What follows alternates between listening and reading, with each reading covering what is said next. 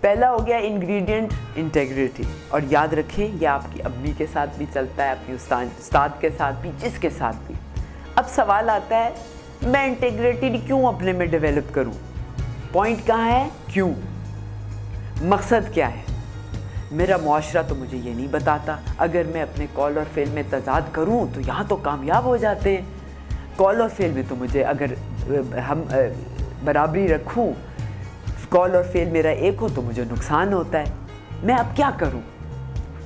تو اس کے پیچھے جو آپ کا موٹیویشنل یا انجن جو لگا ہوا ہے، جو گاڑی کا جو انجن ہوتا ہے جس کو سٹارٹ کرنے کے لیے چابی چاہیے ہوتی ہے، وہ چابی کیا ہے؟ اور سوال اس کے پیچھے جو ہے میں یہ سب کیوں کروں؟ تو یہاں پر لیڈرشپ کی جو کوالٹی آتی ہے جس کو کہتے ہیں ویژن، جو مقصد کو پورا کرتی ہے، یعنی پرپس۔ آپ کو کوئی مقصد ہوگا تو آپ کوئی کام کریں گے نا۔ آپ باتھ روم جانے کے لیے بھی مقصد ہی ہوتا ہے، اس لیے اٹھ کے باتھ روم جاتے ہیں، یا بھوک لگتی ہے تو پھر آپ کچن میں کھانا کھانے جاتے ہیں، یعنی کوئی پرپس ہونا چاہیے۔ اب ہر آپ کے جو کردار کے اندر چیزیں ہیں وہ کب نکلیں گی؟ جب کوئی مقصد ہوگا۔ فار ایگزامپل آپ کے گھر میں ایک BMW کھڑی ہے اور آپ کے پاس چابی بھی ہے، لیکن آپ کو پتہ نہیں جانا کدھر ہے، تو اب اس انجن کا کیا فائدہ ہے جس کے آپ نے 90 لاکھ روپے دیے؟ وہ تو کھڑا زنگ کھا جائے گا۔ پھر امی کہتی ہیں بیٹا ذرا جا کے ڈبل روٹی لے آنا، تو آپ گاڑی میں چابی لگاتے ہیں اور سپر مارکیٹ جا کے یعنی ایک سمت اختیار کرتے ہیں، ایک ڈائریکشن پکڑتے ہیں، لیکن وہ انجن نہیں سٹارٹ ہوگا اگر جانے کا کہیں کوئی تک ہی نہیں ہو۔ تو جو تک ہوتی ہے اس کو کہتے ہیں وائی۔ لیڈر کو پتہ ہوتا ہے کہ وہ جو بھی کام کر رہا ہے وہ کیوں کر رہا ہے، یعنی کہ وہ ایک پرمعنی زندگی گزار رہا ہوتا ہے۔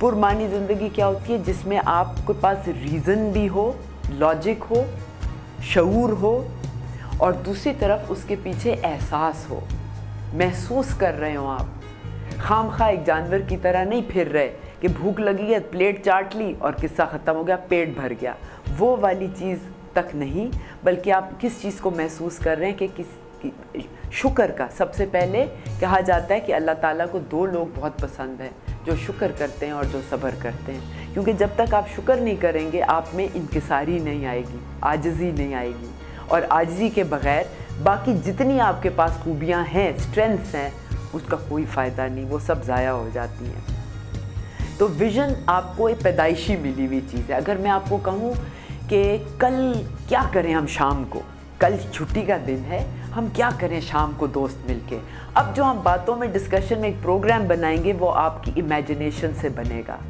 یا آپ سے کہوں کہ 10 سال بعد تم اپنے کو کہاں دیکھتے ہو، تو جو آپ مجھے سٹوری سنائیں گے وہ آپ کی امیجنیشن سے آتا ہے۔ اگر میں کہوں آپ کس قسم کی شادی کا پروگرام دیکھتے ہیں جو اپنی شادی پہ آپ کو ہونا چاہیے، تو جو آپ تصویر کھینچتے ہیں، جو نقشہ کھینچتے ہیں، وہ امیجنیشن سے آتا ہے۔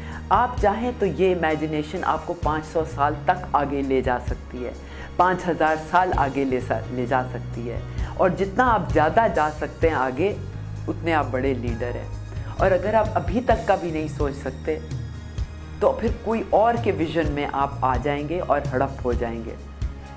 اب کہا کہنے کی بات کہ جی میرے ساتھ تو کسی لمحے کچھ بھی ہو سکتا ہے، میں کون ہوں کہ کوئی ویژن بناؤں؟ اللہ نے آپ کو عقل اسی لیے دی ہے، امیجنیشن کی کوالٹی اسی لیے دی ہے کہ پہلے خود قدم اٹھاؤ، پھر تقدیر کے ساتھ چلو تو تدبیر بنے گی۔ تقدیر کیا ہوتا ہے؟ لاز آف نیچر، ان کے ساتھ چلو۔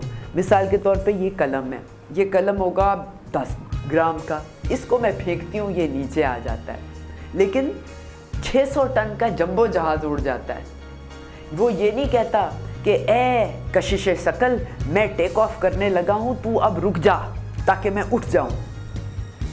وہ کشش ثقل کی عزت کرتا ہے اور پھر ہوا میں اڑتا ہے اور رہتا ہے وہاں۔